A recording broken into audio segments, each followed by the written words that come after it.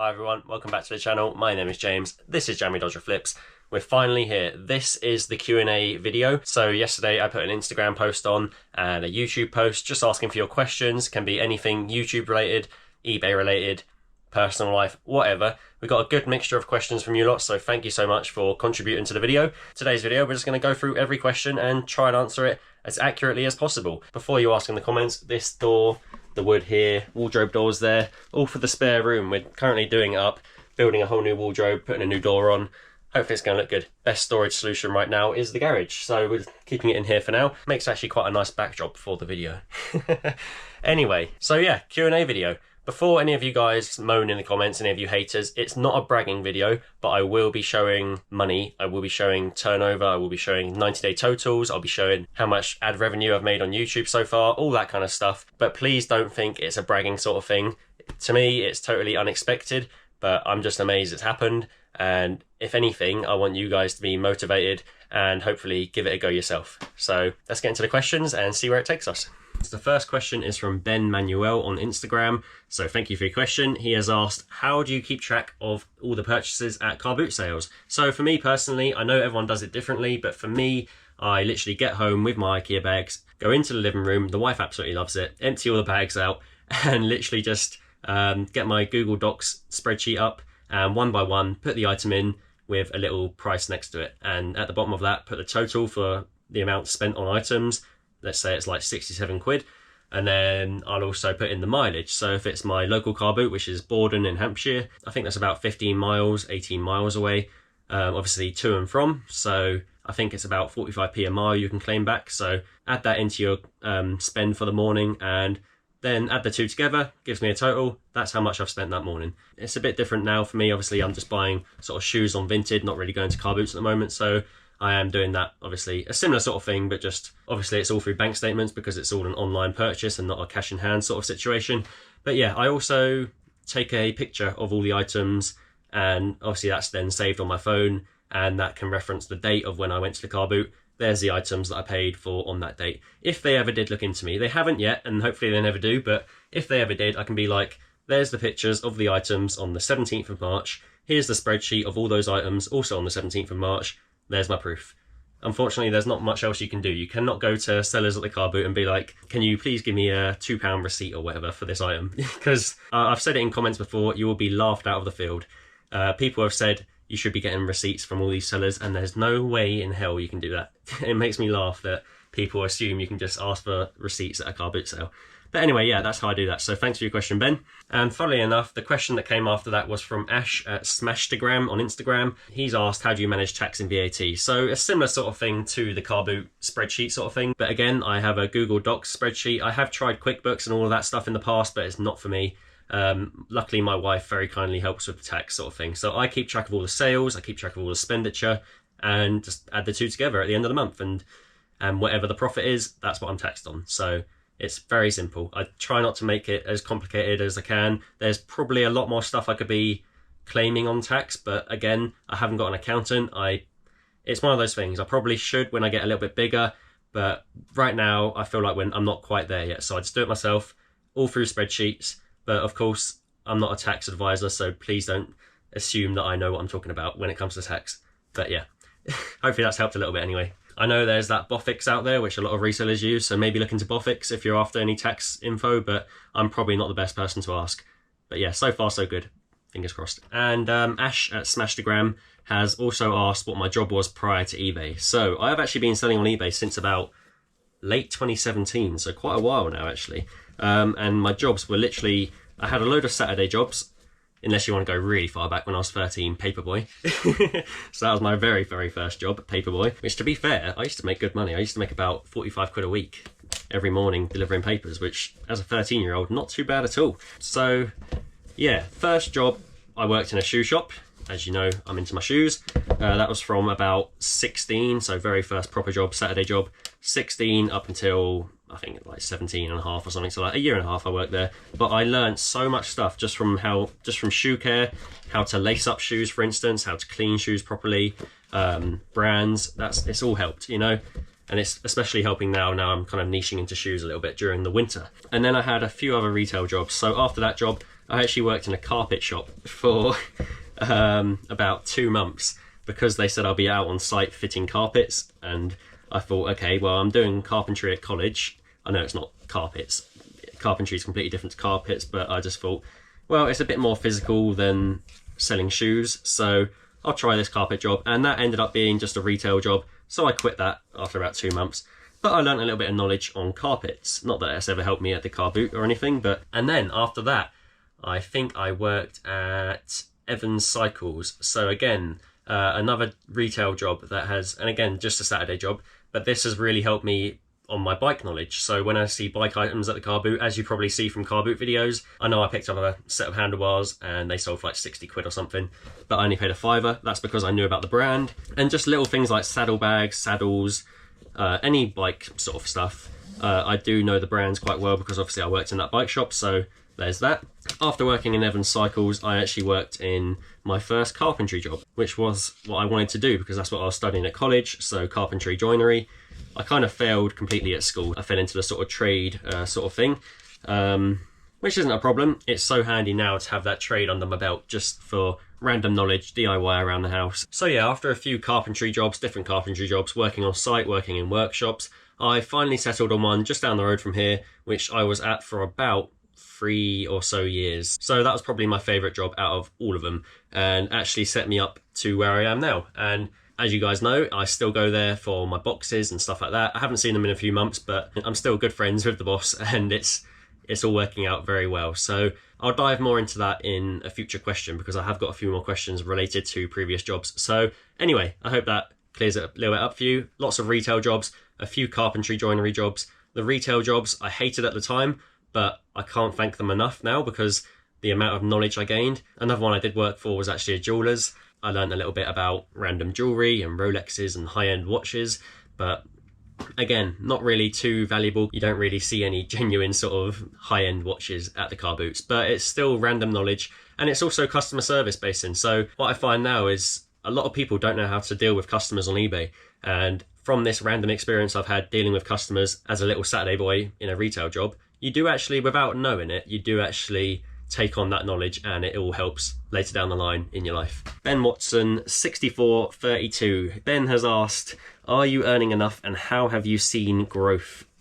This is the way I see it. So before I quit my job, my 90-day total was at around 7,000 or 8,000 on eBay, which very respectable, very good. I was very happy with that.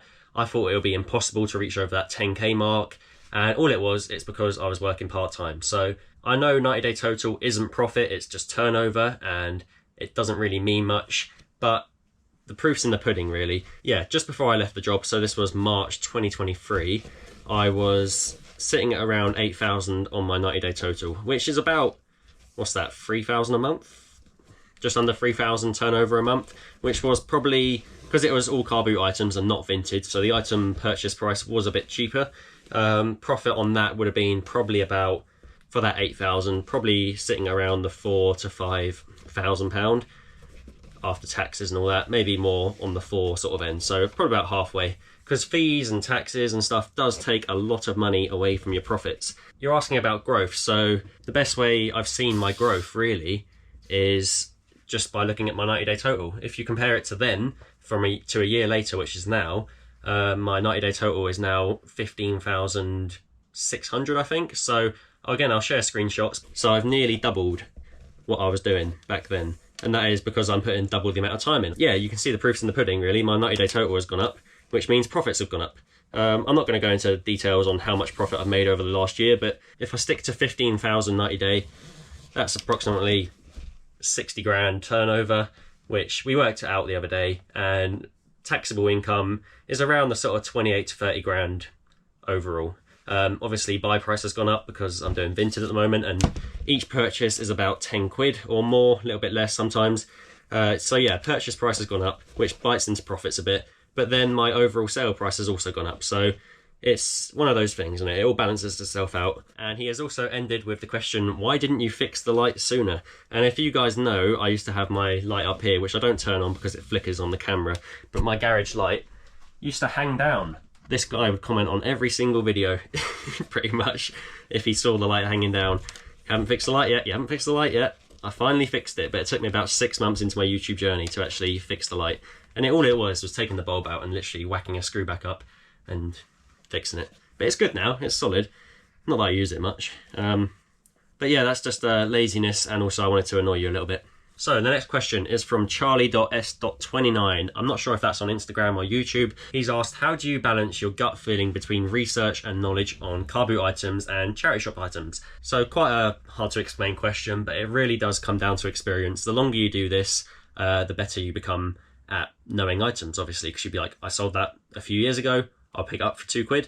I know I can get 25, 30 quid for it. So of course you're going to just pick it up willy-nilly, won't bother haggling. There's your £2, take it, put it in your bag. Done. In this business, you learn that you have to spend money to make money, and also spend money to be educated. So you have to spend money on the item, get it home, do your research. Oh, you find out it's worth exactly what you paid for it. There you go, you've lost out, you broke even. But the way I see it is you've paid for the education, you've paid to learn about that item. So next time you see it in a field, you won't have to pick it up. You can leave it behind. Or you can pick it up if it's worth a little bit of profit, but you know what I mean. But of course, the best way to do this, it's a bit easier in charity shops because you can take the item with you, walk around the shop, do your research there and then on your phone. So check solds on eBay. That's another thing for beginners. Always check solds if you're not sure on the item. Check what it sells for on eBay, not the listing price. Anyone can list anything on eBay.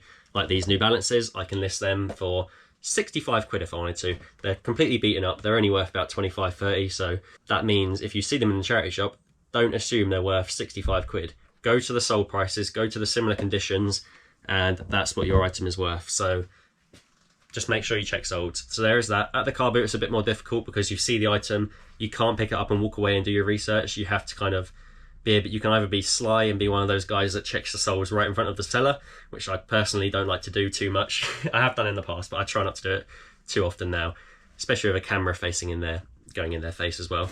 But you just have to be quick about it. Check your surroundings, walk away a little bit, do your research, come back, hopefully the item's still there and they only want a couple of quid for it and it's worth 30. There's your profit. But we've all been stung in the past, especially me. I've walked away, done my research, oh, it's worth 50 quid. I'll quickly run back and it's gone. It happens. You just have to take it on the chin. It's one of those things, and it comes with experience. There is so much competition in the field these days. It's getting harder and harder. No thanks to me and all the other resellers on YouTube. People are learning the business. People want to get out there on their own. It's definitely a lot harder than it used to be. So this next question is from Skeffridge. Again, not sure if it's Instagram or YouTube. This is, what was your job before and what made you take the leap? So my job before, I will actually show a few photos of what I used to do. So obviously I went into saying that I worked as a carpenter joiner. My previous job, my very previous job before full-time eBay reselling was working for a furniture company about 5 minutes down the road, so very local, making high-end kitchens, really high-end. So we used to make them here in, if you guys know where I am, so Hampshire, make them in Hampshire, and then most of our customers were lovely townhouses in London. Super expensive kitchens. I think our start price was like 30 grand or something ridiculous like that. But so a lot of money involved. And yeah, I enjoyed the job, but it was quite a mundane sort of factory job. So every day you get in, you do the exact same thing. Obviously there's certain days it mixes up a little bit, but furniture, I did that for like 3 years. And like I said, that's the job that really was the stepping stone to make me go to full-time eBay. Oh, and you also asked what made me take the leap. So what actually made me take the leap was nothing in particular. It was more just the boredness, I think. Like just going to the same place. Yes, it was easy. It was 5 minutes down the road. I knew exactly what I was doing every day, but it just got a bit boring. And I wanted to really kind of switch up life a little bit, give myself a few risks. So I thought, you know what? I've got a little bit of money saved up. I'll leave on good terms, which is also a really good thing. I'm glad I did, because they said if it doesn't go well, whenever you want to come back, just let me know. I'll let them know and they'll invite me back with open arms, hopefully.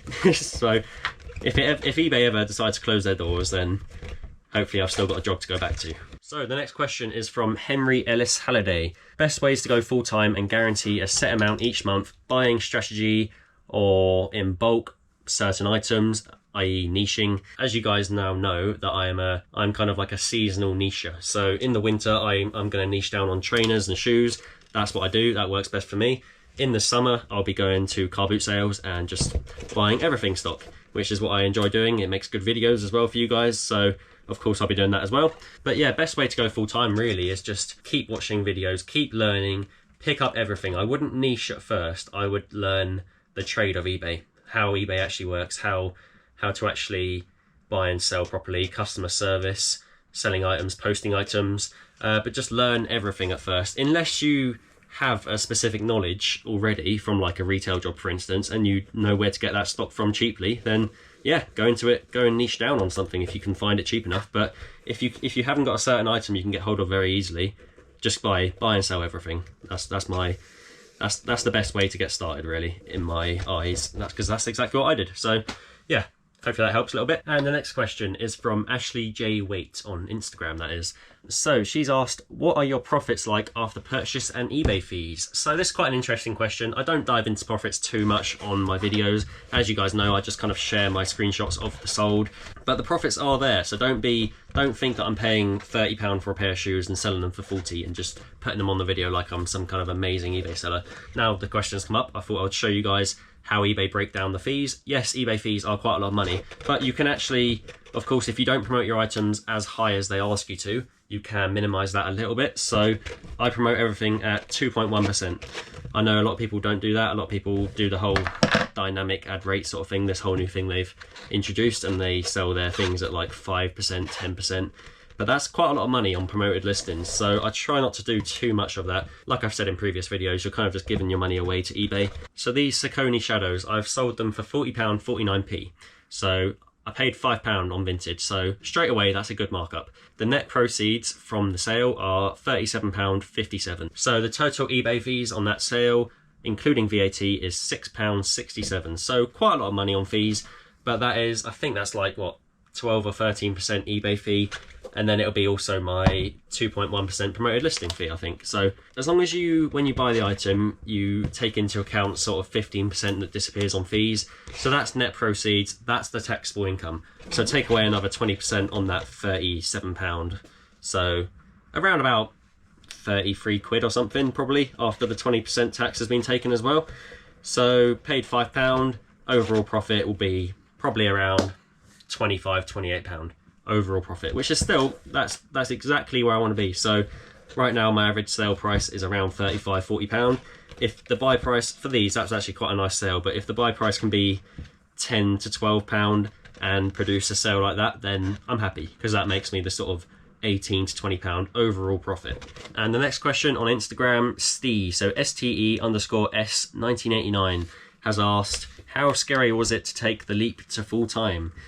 There's also another question, but I'll answer this one first. Pretty terrifying. Yeah, it scared me quite a lot. It's something I never ever thought I'd do. You got to take risks in life, and like I said, they're happy to take me back if it all goes bad. So I didn't assume that when I handed my notice in, but I kind of hoped that would be the case in case something ever happened, like another sort of COVID came round and times got really hard. Then yeah, I could always go back if I needed to. But yeah, it was terrifying, pretty scary. But I will tell you, like I said, going part-time first does actually soften the blow a little bit, and it's not too bad. But actually handing the notice in, that was a bit of an awkward time. The boss couldn't really believe it, but you know, it's one of those things. I think he thought I was just there forever and enjoying the sort of life I live, the part-time life. But I thought, no, I want a bit more. I want eBay full-time, and that's what I aimed for. And also, of course, when I handed my notice in, at the time, we only had a 6-month-old baby, and my wife had decided not to go back to work. So yeah, it was a little bit stressful, a little bit like, what the hell am I doing? But again, I trusted the process. I really thought, yeah, I can make this happen if I really put effort into it. And I'm glad I did. I'm not looking back at all. There were a few rocky months at the start where I thought, oh God, what am I doing? But we'll get into that in a few more questions time. That's kind of before the whole vintage shoe niching came along, and I was running out of actual car boot stock. I was like, oh my God, what am I doing? How am I going to manage this? But we get through it. We learn different techniques of sourcing stock, and now we're here. And he's also asked, do you have a lot more spare time with your family now? Of course, yes, I do. I try and spend a lot of my time in my garage because I find I'm a lot more focused in here doing my listings and stuff. So I try and not go in the house too much, especially with a little, what is she now? She's 1.5 now. So yeah, she's just turned 19 months. So she's getting very full on, and whenever there's a baby in the house, it's just a lot harder to focus on any kind of listings or anything eBay related, doing my accounts, whatever. I try and stay in the garage, but I'm only a few meters from the front door, so whenever my wife does need me in the house for whatever reason, I can just pop in and I'm there. And whenever I want to, we can just take a day off. Like the other day, took a day off and had a nice walk around the park in the morning, and there we go. It's just things like that which is the absolute game changer for me, and it reminds me exactly why I do what I do. And hopefully for you guys too, if you're seeing this, it can hopefully remind you don't have to do a job you hate all your life. You can quit it and go and enjoy your life with your family a bit more, and just put effort into learning something else. Be self-employed. Best decision I've made. I should also probably say that it was a joint decision. My wife didn't just say, I'm quitting my job. No, we decided it's for the best. Both of us are gonna, I'll do eBay, you'll quit your job, you'll look after the little one, save on nursery fees. There was no point in one of us working just to pay the nursery fees, you see? So it just, it made sense. Right, the next question is from Harry Marsh, AT45. So, best way to clean mesh on trainers. We've also got a similar question from Alfie's Treasure Core 4382, how to clean suede on trainers. So, I keep saying it, I will be making a separate video on this, but I just haven't found the time. I do just go into the sink, put it under the sink if it's really bad. For mesh, I literally just scrub it with a Boot Buddy, which I'll show you now. If you guys seen Dragon's Den, Boot Buddy, quite a handy little product. And just fill that up with fairy liquid water and just scrub, scrub, scrub, scrub. I do that on suede and I do that on mesh, and it usually does the job. There have been, like, I think he also asked about like the bubbles on the suede. I've never actually managed to cause bubbles from doing that, like make the suede go rough. If it's just a bit of an older shoe, then the suede usually bubbles up a little bit, but it all depends on the age of the shoe, I think. But so far so good for me. I just scrub it with that, rinse it under the sink, like I said, if it's really bad, and then just put it on the radiator. But usually, a lot of the time I just come into the garage and I literally just wipe them down with a baby wipe, wipe all the rubbers up with a baby wipe. The best thing to actually get the soles white is just a microfiber cloth, and just put a lot of elbow grease into it, really scrub it hard, get all that dirt out. It also helps having the bright lights shining on the shoes, because then it really brings out the colours, pops it nicely. So I don't just stick anything in a washing machine. And to be honest, a lot of you ask about that. Do I just put stuff in the washing machine? No, I don't. I never put shoes in the washing machine. I think I have done once on a pair of Nike Flyknits, which, to be fair, they came out really nice because that's the style of the shoe. But I would never put suede shoes, leather shoes, anything really, in the washing machine. So thank you for your questions, guys. So Lewis Baker 9913 has asked, do you amend prices on items? And if so, how much do you amend it by? So I'm quite bad at this, to be honest. I usually just let it sit for ages, then forget about it, and then realise, oh, that's been up for 6 months. I should probably tweak the price a little bit. So I'm trying to improve myself a little bit on that by going into the shop sort of every 2 or 3 weeks and looking at those items that I listed. If there's no watches, I'll tweak it by 10 quid probably. Drop it down 10 quid. I did it just yesterday on a load of Converse shoes I had, and I've already sold, I think, 2 pairs of them. So it definitely works, tweaking the prices a bit. Like I've said in previous videos, I do like to aim a little bit too high sometimes, so that's just a bad habit of mine. If it's had no watches and it's been up for like a month or so, drop it by 10 quid. It usually helps it sell. If it's got tons of watches and the price is still the same, so what I aimed at, sometimes I'll just tweak it by £5 or something, or send a few offers out. I'm always sending offers out. They can either counter, or a lot of the time they just accept straight away and buy it. It really started raining hard outside, so apologies if you can hear the rain on the roof.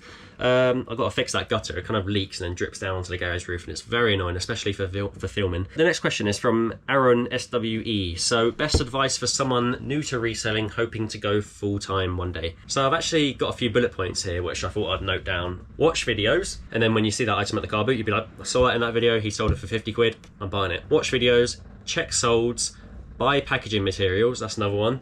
So buying packaging materials before you sell the items. Make sure you have all the stuff necessary to pack the item up and ship it out. I remember I once sold this little tiny Mickey Mouse ornament. It was like that big, but it was porcelain, I think, and this was when I first started. And I stuck it straight in a poly bag, and of course it broke. I don't know why I did that. But again, I didn't know. I didn't realise the couriers would treat parcels like that, but they really do. They chuck stuff around. It all gets piled on top of each other in the vans. It's going to break. Put it in a box if it needs to go in a box. So make sure you have boxes. That's one thing. Don't be afraid to haggle. That's another one. A lot of comments in my videos say, why are you haggling for? It's a car boot. Of course I'm going to haggle. Learn how to haggle. It's not as hard as it seems. You just kind of, if they say 2 quid, you say, oh, we take £1.50, we take £1. Easy as that. Just ask the question. Sometimes you'd be surprised. They might say yes, they might say no. The worst they can do is say no, you walk off, and that's that. Yeah, this one's quite important. This took me quite a few years to learn. You need to accept that you're going to lose some money in this business. You need to spend money to educate yourself on that item and to learn from your mistakes. Oh, I didn't go over check sold. So yeah, check sold on eBay as well. That's another thing. Make sure you learn how to check solds properly. That's number one, reselling 101. So we got a question from Mr. C's Emporium. I think that's on Instagram. What are your hobbies outside of eBay? So to be honest, I don't really have many hobbies. I like to go on runs every now and then when it's not raining. So I try and do like 2 or 3 if I can. Well, 1 or 2 more like a week, or 1 sometimes. And this ties into the next question from my good friend Alex. He's asked, when's your next park run? I don't know. You know me, Alex. Car boots are back now, so I probably won't do another park run for another year or so. I'm kind of full on all the time with eBay, whether or not it's just checking eBay or sourcing stock. That's kind of takes up a lot of the time during the day. I know it's quite bad, but yeah, just living the sort of dad life now, I guess. So just being with the little one, just being a dad, being a family man, DIY in the house, building this sort of wardrobe. Well, we've got a door to fit, we've got the wardrobe to make. DIY takes up a lot of time. Bit of gardening, mow the lawn, whatever, cleaning cars. I do enjoy that. We got our cars in the summer and I like to do a bit of detailing on them. So yeah, quite into that as well. But as far as it goes, I don't really have any like proper hobbies, like expensive hobbies. So yeah, a bit of a boring guy. Just eBay and YouTube takes up pretty much most of my time. So yeah, thanks for your questions. And thanks Alex for your question. Pestering me again. The next question is from Joe from the Magpie's Nest. I believe that's your name, Joe. I haven't actually met you yet, but I think you're quite local to me. Previous job, and what was in the boxes you got from your previous job? So I think I put it in one of my videos a few months ago that I collected all these boxes. It literally filled up my whole garage. As you guys know now, my previous job was making the high-end furniture, or kitchen furniture, kitchens. And we used to supply the washing machines, the ovens, the fridges, and obviously they all come in boxes. So I used to get all those boxes, very handy for the sort of everything stock because they're all massive bulky boxes. We used to get things such as like drawer runners, which used to come in these boxes, which is a bit dirty now, but it's been under there for ages. But yeah, boxes like this, which are very handy for like VHS players, DVD players, all that kind of stuff. And they get tons of them. So I would go back every month or so. They'll keep putting aside boxes for me, and they still do it now. I've quit as well, which is exactly why I left on good terms, because they were my box supplier. And then they also go through like small boxes as well, which are ideal for like shoes and stuff because they have a lot of consumables. Obviously, it's a massive workshop with loads of staff.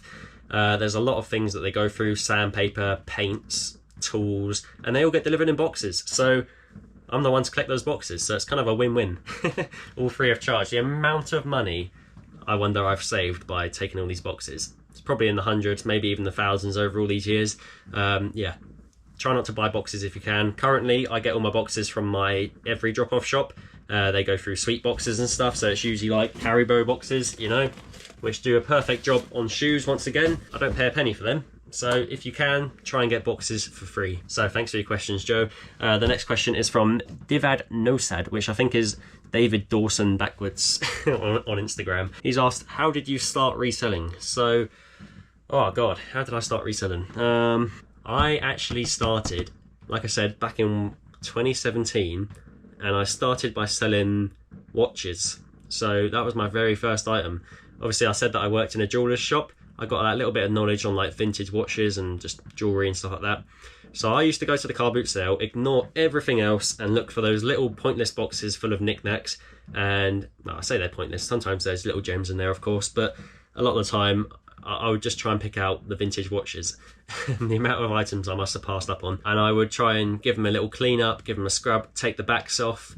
I wouldn't do any mechanical works because I didn't have the knowledge, but I would just take a photo of them, usually pay like 2 or 3 quid for them. And I think my best flip from one of them was about 3 quid into about 47. And that was my very first sort of big flip where I thought, oh my God, this is amazing. Like this is insane. Like, I've just made like a huge chunk of money in my eyes back then, just from something I paid a couple of quid for. And I thought it was impossible. In any other business, it's an unheard of sort of markup. So for me to do that, back in the early days of before I knew all this, before I knew what I was doing, amazing. I couldn't believe it. So yeah, I started watches for a bit, and of course you guys know Nick Hills and Ben Fitzpatrick. He's quit his YouTube now. I think he's actually deleted all his videos, but Ben Fitzpatrick back then, Sahir, Tom the English Picker, all the OGs of the YouTube game. I used to watch all of them. I never actually used to go to the car boots and kind of put it into practice. I just used to watch them and learn the knowledge. I know Ben made loads of videos on Lego. He used to buy Lego bundles, build them all up, sell them on. And of course, Nick, still doing videos now. Nick, I think he's been going for like 10 years now. I caught him in like 2017, so kind of in his early days, I guess. And yeah, he just showed me that it's possible to make a living out of eBay. And I thought, wow, this guy is literally going to the car boot, buying teddy bears, buying absolute junk and just selling it on eBay. So I think it's fair to say Nick has changed the lives of many, many people. And because he's kind of the number one now still doing it now, and obviously has like the kind of biggest UK channel, I think. Yeah, so special thanks to Nick, of course. I think a few months passed and I actually moved in with my wife and her parents, and they had my local car boot, which is Borden, down the road from them. And I thought, you know what, I'm going to try and actually do this. I'm actually going to try and do this thing and go to the car boot and see if I can pick up any items. I never really niched down on anything, but I just started picking up the stuff I've seen in the videos, like the old Boppets and Lego if I could find it, and just random toys and board games, sort of the £1 purchase into £15 sale price, because that's what there was mostly readily available. Yeah, so those kind of items. That's kind of how I started, and it's kind of just grown from there. I've obviously kept watching the videos, kept learning, kept gaining that knowledge, and things like Facebook Marketplace has helped back in the early days. I used to use that all the time for finding stock. Hardly ever use it now. I don't think I've done a pickup in like 6 months. So yeah, Facebook Marketplace, and that's where I got the knowledge for like hi-fi equipment. And I've had some amazing flips selling hi-fis, old vintage electronics. That's where sort of George came in, George Ross. Obviously he's done really well on YouTube and he's still making videos now to this day.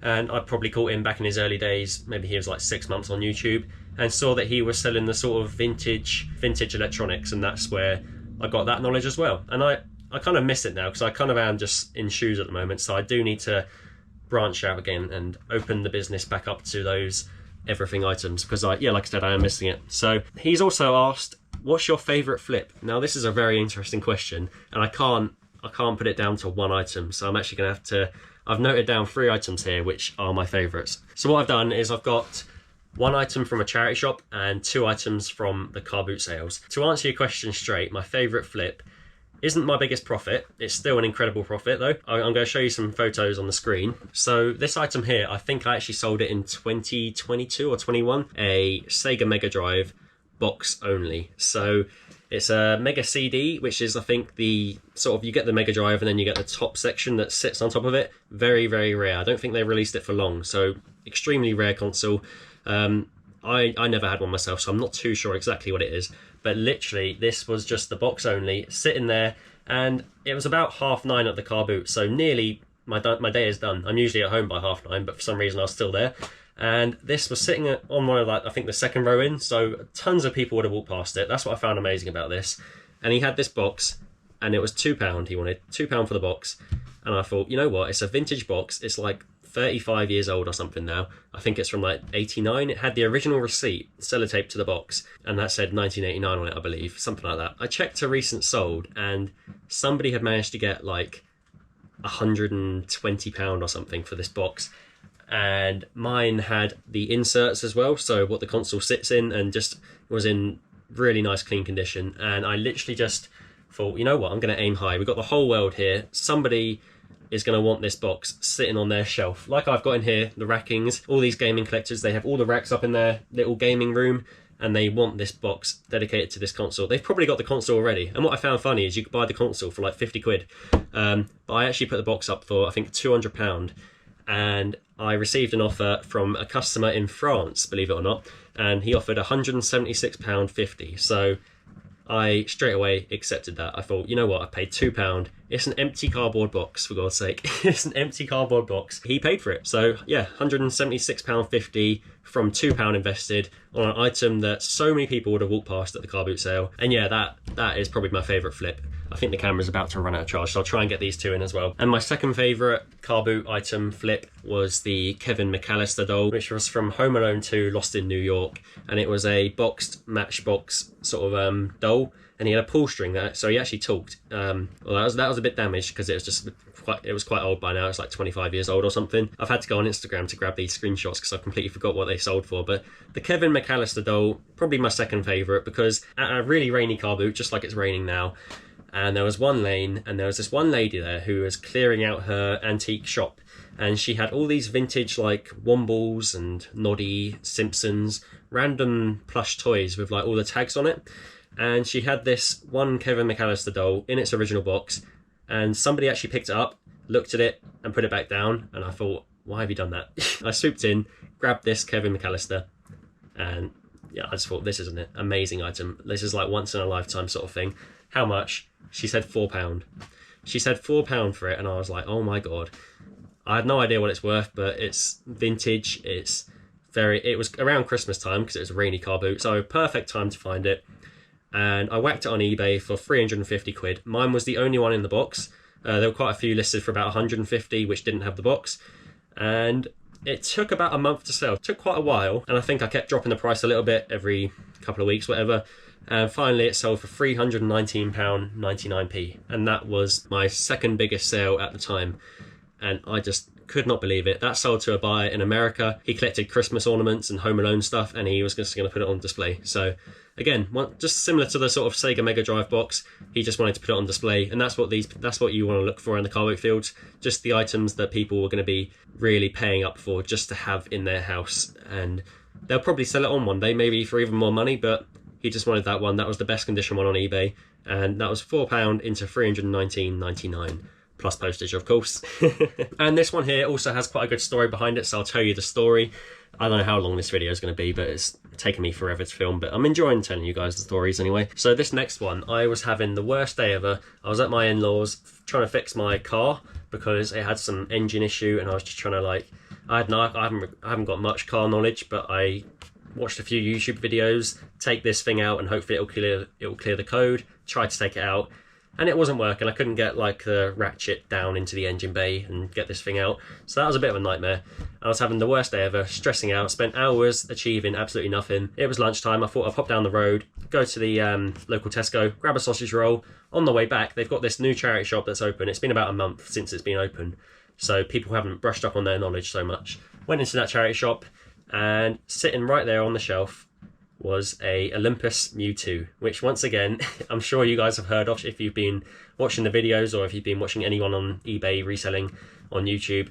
That is kind of like the holy grail of the cameras, of like the old 35 point and shoot cameras. Yeah, it had pretty much a new in box Mewtwo sitting there on the shelf. I could not believe it. I was having the worst day ever, saw this there, and was like, wow, it's like it's been sent down from heaven for me. Yeah, £1.50 on the box, and I'll show you some screenshots because I've managed to find them. I want to say it was brand new. It had no signs of wear whatsoever, no battery corrosion, nothing like that. It had been out the box a few times, but it had no damage, and all the stickers, all the instructions, everything was all there.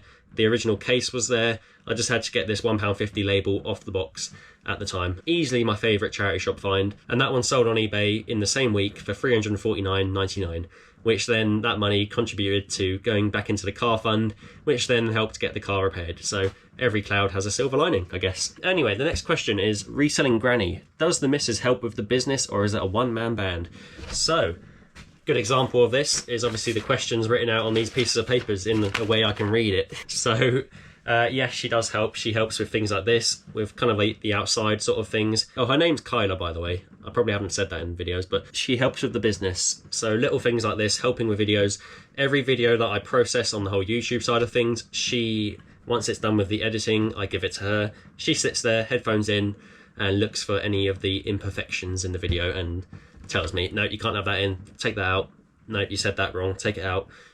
Trim this, cut that, whatever. So she helps on the whole YouTube side of things. And then eBay wise, I do the photos of the listings, I do the listings, I do the sourcing, and I also keep track of the numbers, so I do the ins and the outs, but I then also give them to her to check over at the end. So she's kind of like a second set of eyes for me when it comes to the numbers side of things, and she'll do my accounting sort of thing, and just any tax related issues goes to her. She's kind of like my in-house accountant, if you will. Unqualified.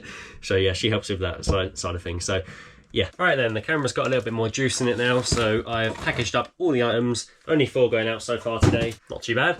Let's get into the next question. So the next one is from Owsmit80. What other reseller would you go into business with? So I thought about this one. So quite an interesting question. There's quite a few resellers out there that I would love to go into business with, but to be honest, I prefer being a one-man band, so I probably would never do it. But if there was anyone, I'd have to be a third part of the team of Jay and Johnny, so Flipping Sloth. Of course, I go to their car boot in Borden. That already makes us a good little team because we're all at the same car boot.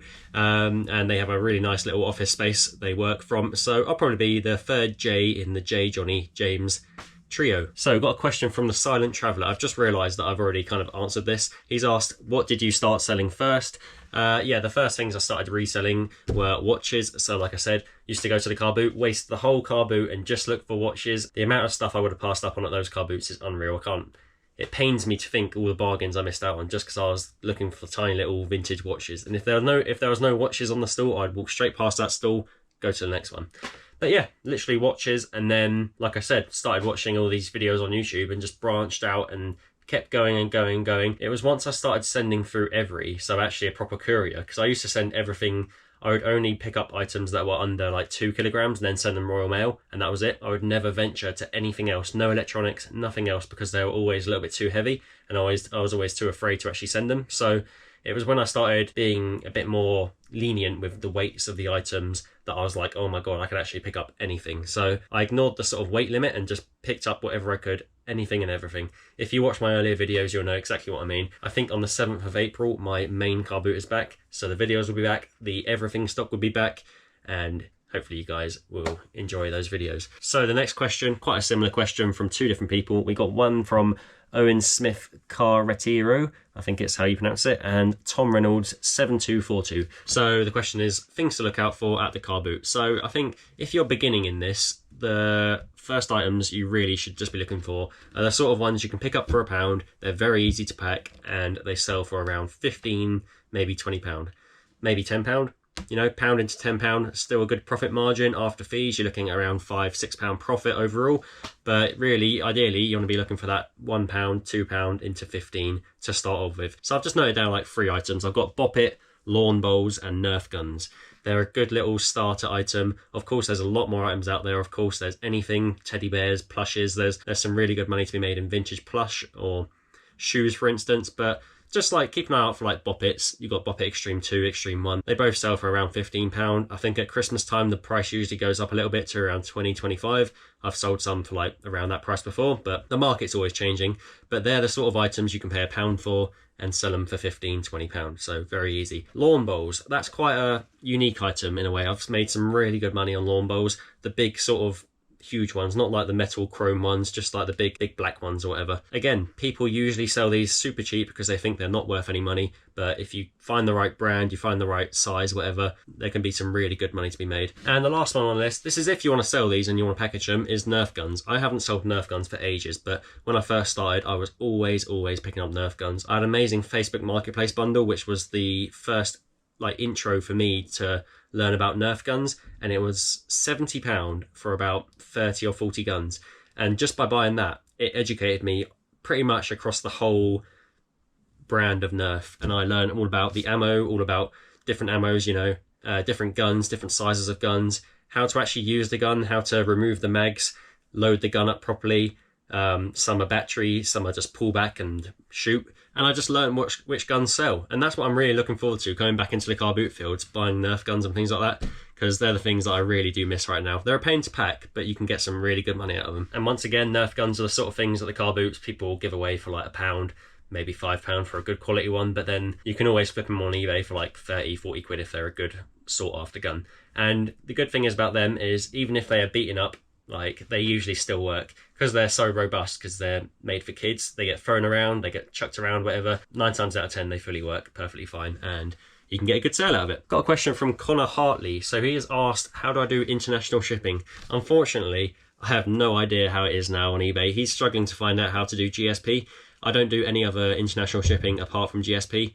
I can't be bothered with the faff, and GSP seems to work fine for me. I actually turned it on my shop probably about 5 years ago now and haven't turned it off since, so I don't actually know where it is on there, but I'm assuming somewhere in the postage settings, but it shouldn't be too hard to find out. I know that when I do a listing, I can have the option to turn it on and off, but so I'm assuming that's the same for most people, but it could be different with business accounts and shops and whatever, and private accounts. So if you're struggling with it, contact eBay. I'm sure they will tell you exactly how to find it and turn it on, possibly even do it for your own account. So yeah, sorry about that, I can't really help too much on that one. So next question is from Sarji. He's asking about postage. How do I do my pricing, packaging, and courier? What do I use? So I've kind of got like a method in my head when I'm doing my listings. Any pair of shoes, right now it's shoes obviously, so any pair of shoes under £50, I put £3.75. If it's a heavy shoe like a boot, If it's under 50 quid and it's heavy, I'll put like £4.50, £4.99 sometimes, just to cover me. If it's a light shoe but it's expensive, so like 65 quid, I'll probably put about £4.50 just to cover myself for like insurance and stuff like that. Sometimes it ends up being a little bit more, but that's all built into the profit anyway, so it's not too much of a big deal. If it's a heavy shoe, like a big heavy Dr. Martin boot or something, so over a kilogram, over 2 kilograms, once it's all packaged up obviously, and it's like 100 quid, let's say. Sometimes I'll even up the postage like 6 or 7 quid just to try and pay for a little bit of that insurance. But yeah, insurance can catch you out, so do look around. I think the best people to use, if it's really expensive, like if the shoes are like over 200 quid, I'll use like Parcel Force, because Parcel Force, you can get insured for free up to like 150 quid for like £7 or something, so they're pretty good. But obviously now eBay have their authenticity guarantee thing. They actually provide you with a free DPD label, fully insured, fully tracked, covered and all that, and it's completely free. So that's an extra bonus, so you don't need to worry about paying for an expensive insured label for those shoes. Packaging, so right now, like I said before, I'm getting all the packaging from the shop. In the summer it'll be from the workshop, my old workshop, and I'll get all those big bulky boxes like you've seen previously. But poly bags and things like that I do just get off Amazon. I've been meaning to do affiliate links for ages, but I haven't got around to doing it yet. I'm probably missing out on a little bit of money, but whatever. Yeah, poly bags, Amazon, nothing special. And courier, I use Every for 95% or 99% pretty much for everything. I think the last thing I sent off Parcel Force was that big Mont Blanc bag, which sold for like 200 odd quid, and that went Parcel Force just because it was a big bulky item, quite expensive, and I could trust them a lot more to get the item there instead of Every. But that being said, everyone slates Every, but honestly, I probably send about 150 a month, around about 150 to 200 items a month, and I use Every for 99%, and touch wood, all good so far. So yeah, don't believe everything everyone says online about Every being like the worst courier ever. In the past year or so, they have fully upped their game. I don't know if it's the whole brand change from Hermes to Every, but I rate them 100%. So yeah. Next one is from Lucy's car boot sale, Loot. So go and give Lucy a sub if you can. She's trying to get to 1,000 subs, so give her a little sub. So we've actually got 2 questions from Lucy. The first one is, do you agree from filming in charity shops? I'll answer that one first. Yes, I find it's okay. You can, I mean, it's perfectly legal, I think, to film in charity shops. I tried it when I first started the channel, and I found it really awkward. I used to stick the camera on my shoulder, I think it was, or on my shoulder strap of my rucksack. I just remember it being really awkward just having the person right there in front of you with a camera facing in their face. So yeah, I just find it a bit awkward, but I don't see the problem with it. There's also the issues with the lights in my videos. They're always flickering, and not everyone enjoys that sort of content if it's flicking in the charity shops. So I tend not to do it, but I don't see there's an actual issue with it. It's more car boots, I'd say, there might be an issue. Again, once again, it's all perfectly legal unless the car boot actually tell you not to film, then I don't see why you can't really film at a car boot.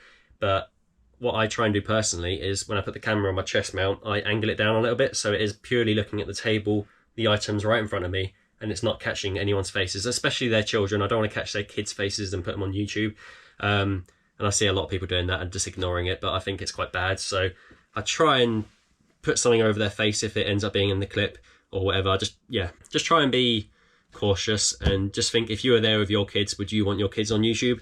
Probably not. So just try not to do that. And Lucy's next question is, what brand deals would I work with? So I'm guessing that's on YouTube. So I've had so many emails from brands reaching out to me wanting to partner up in some way or another. The majority of them are clothing wholesalers, as you see on Instagram. All these other like influencer, reseller people, they're all doing these sort of wholesale, oh yeah, I bought this box and sold it for whatever from this wholesaler, and they get a little cut of every purchase someone makes on one of their wholesale boxes. Which, yeah, fair enough. It's a business. We've all got to run our business. I'm not going to say any names, but I've had people reach out to me asking that. But my problem is I don't sell clothing. So unless they're going to come to me with a box full of quality shoes, I probably will keep saying no to them, because clothing's not my thing. And what I really believe in is, if you're promoting something on your YouTube channel, you've got to 100% believe in that item. So I'm only ever going to promote anything on here if I fully believe it and actually use it. I'm not going to promote something I don't use. I had quite a big one actually when I first started, probably when I was about 5,000 subs. I had Zip Sale reach out to me, which is quite a big deal. I thought, oh wow, Zip Sale, they're quite a big company now. Most resellers use Zip Sale. It's a cross-listing tool. But once again, I politely declined it. I was like, no, I can't do it, because I purely use eBay. and I'm not gonna start using all these different cross-listing apps just to promote your business. So yeah, that's another one. Might have been a mistake. Maybe I should have partnered with them, but I'm sure you guys don't want me just keep going on about different brands and just so I can get a little bit of commission on every person who signs up, whatever. And just yesterday, I had Temu ask me for a partnership as well, which again, never used them before. I know they're quite good for cheap crap, but yeah, that's probably something else I'll ignore because I'm not really too fussed on that sort of front of things. I see Ricky's going mad about it, so go to Ricky Resells' channel and you can help him out a little bit. But yeah, not for me. But for now, it's just me, you guys, and obviously you watch the channels. That makes me a bit of revenue, but other than that, nothing else. So good questions, Lucy. Thank you very much. So Shakers for You has asked, how many hours do you work a week? So I actually worked this out, and it's not really too many in the winter. I have a kind of routine at the moment. As you saw, I've got 5 pairs of shoes just behind this bit of wood here, which I'm going to be listing today after I film this. So that's my 5 for today. I cleaned them yesterday. They got delivered yesterday, cleaned them up, let them dry overnight, and now they're ready to be listed today. And I'll be picking up a few more later from the shop, and the whole process will continue again. So I'll pick them up from the shop, clean them up, and take photos of them tomorrow once they're dry. In the morning on a normal weekday, unless I'm filming takes a bit of time out of my day, but I'll wake up on a weekday, pack my orders. If it's a Monday, it's usually completed by about 11:30, 12ish. That's from starting at like 9, so a good like 3 or 4 hours sometimes just to pack and get everything all sorted, because it can be quite a lot sometimes. Sometimes it's like 25 orders. So on a normal weekday like today, we just had 4. That took me like 20 minutes or something. 3 hours once you include cleaning items up and listing them on eBay. So about 6 hours a day, I'd say, maybe, dedicated to it. But then you never really switch off, because in the evening when we're sitting down watching TV, sometimes I'm just there sniping on vintage. So that's work. Replying to messages, that's also work. It all takes up time. It's 24/7, but it's flexible hours, isn't it? It's not like you're clocking in at a job. It's doing whatever you want to do whenever you want to do it. So that's the way I see it. And then obviously in the summer months, we've got car boot sales. So up until like 5 a.m. till 10 a.m, I'd say my brain is pretty much focused on car boot. So that's traveling to the car boot, buying items, coming home, processing them, putting them on my spreadsheet, and then I'm finally done by about 10 a.m. Then I can start my day and enjoy the family day. So that's weekend hours. So that's a good 5 hours each day on the weekend. And then obviously Monday comes around and I've got to list those items. Listing takes another like 3 hours, whatever, 4 hours. So yeah, it's a full-on job in the summer. In the winter, it chills out a little bit more because there's obviously not as many items. But I wouldn't say I put like full-time hours in at the moment. I'd say I put a lot of time into YouTube as well, editing, but not quite like 40 hours a week. I'd say it's probably, because I found quite a nice niche for me. As long as I have 5 in my drafts every day, I can list those 5 items, and that's enough for me to keep turning over the eBay machine and keep that money flowing in. Definitely not like a 9-to-5 job. It's completely different. All right, the next question is from Paige Melville. So quite an interesting question. She's asked she's got a few questions. The first one is, do you make much on YouTube? So something YouTubers don't really go into much. I have seen a few people talk about it, but not really on the reseller side of things. So I thought I'm going to be the one to crack that can open, if you will, and give you guys a little insight to us YouTube resellers. So I can't lie to you, I've been super lucky with this. A lot of people say you just got lucky with the algorithm. Yes, I agree, the algorithm is very kind to me sometimes, but it does help to have good videos, good thumbnails, and people have got to enjoy your content. You can't just put out rubbish content and then just blame the algorithm for not pumping your videos. You've got to have good content. People have got to react to your videos. They've got to show interest, you know? I'd say now the channel averages around 5,000 views a day on average. Sometimes if I release a video, it'll go up to like 10,000 because people watch that video and then they go on other videos and watch those ones as well. And then I might get 10,000 views a day, which can be anywhere from like £35 up to like £55, £60. As long as I can hit that sort of 4,000 to 5,000 views a day across the channel, then it should bring in about £35 a day, which at the end of the month adds up to be quite a nice little payout. So I don't rely on that to pay the bills. That goes straight into the savings and just sort of rainy day fund. One day it might buy us a nice holiday, but for now, put it aside, pay the tax on it, take the money out for the tax. But other than that, it's just money put aside. But yeah, hopefully that's given you a little insight into my YouTube career, if you will. She's also asked, do you sell on any other platforms? No, I don't. It is just purely eBay. Apart from the odd sort of house item or garden item, I might stick on Facebook Marketplace and then get rid of that on there just for a local buyer. But other than that, it's all eBay. I've never sold on Vinted. I've never sold Depop. Actually, no, tell a lie. I have sold on Depop for like a month and couldn't get the hang of it.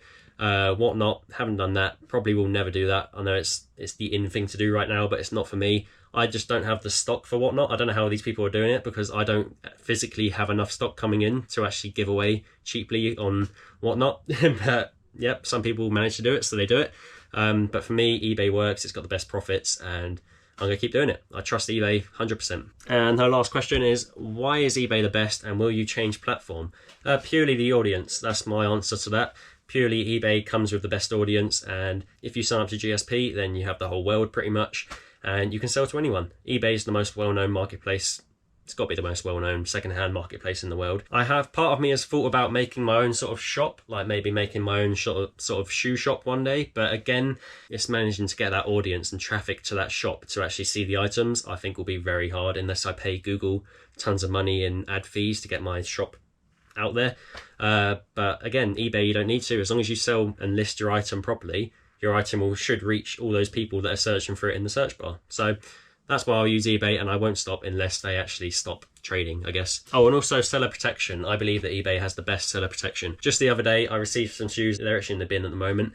They are brand new, sent them out, and the buyer absolutely destroyed them. Scuffs all over the top and all that. And he's blaming the shoes themselves, but it's clearly him. He's literally trashed them, and he's had them for like 2 weeks, and then he's opened the return. So he's returned them back to me.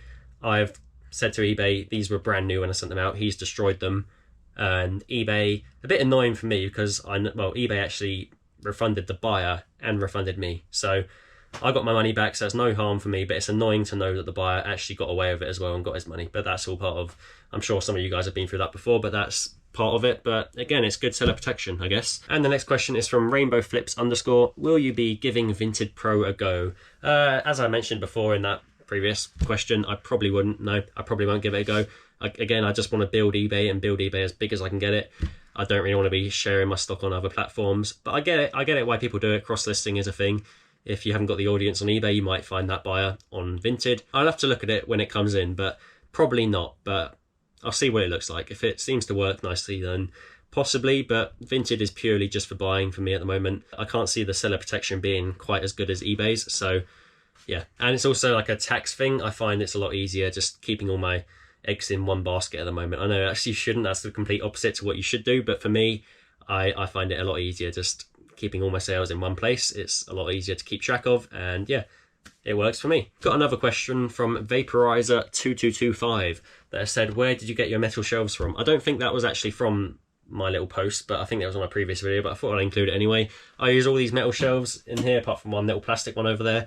They're all from B&Q. B&Q seem to have the best sort of sturdy shelves for this, well, for what I want, and they cost about 50 quid each. And once you got them, you got them. You know, same with the boxes. Once you buy them, you've got them. You don't need to buy them again. You can just keep buying more, like I keep doing. I've now got, I think, 7 shelves in here, so it does add up to be quite a lot of money, but they're worth their weight in gold, as well as the boxes. Buy the good quality, really useful boxes, big sturdy plastic ones, good lids and everything. They won't go and break on you with heavy breakables. So yeah, they're the ones I use. They're about, I don't know, 15, 20 quid a pop. So yeah, it does add up, but worth it. From Trish Treasures and Trinkets on Instagram. Have you thought about teaming up with a group of resellers and creating a selling page where we have a shop under one roof? And then she goes on to say it might beat the fees from eBay, etc. Yes, I understand it'll beat the fees, but once again, as I just mentioned, it will also mean that you have to manage to drive traffic to that shop, and unless you have a big audience. So I can understand that, and from that sense, it's kind of like a similar thing to Whatnot. If you have a big audience, I guess you can sell on Whatnot quite well. Like maybe I might be ideal for Whatnot because I've got all you guys following me, but I still don't think it's ideal for me, and I still don't think it's enough audience to actually really make it take off. But prove me wrong, I'm sure there'll be some people on Whatnot that do really well, but I do think it needs to be people with a huge following to do that sort of thing. So if they all teamed up, then I guess they could make their own sort of shop and make that happen. But again, for me, just eBay, just on my own. But thanks for your question anyway. Right, that's it for the Q&A. I hope you enjoyed that little thing. I feel like I've just been talking to the camera for like 2 or 3 hours and waffling, but it's going to be a lot of editing. Hopefully I've answered some of your questions and helped you guys out a little bit. Any more questions, drop them below. I'll try and answer them. Maybe in like 3 or 4 months' time I might do this again and do a whole new Q&A. But for now, thank you so much for watching. If you enjoyed it, please do hit the subscribe button, give it a little like below, and I'll see you in the next video. See ya!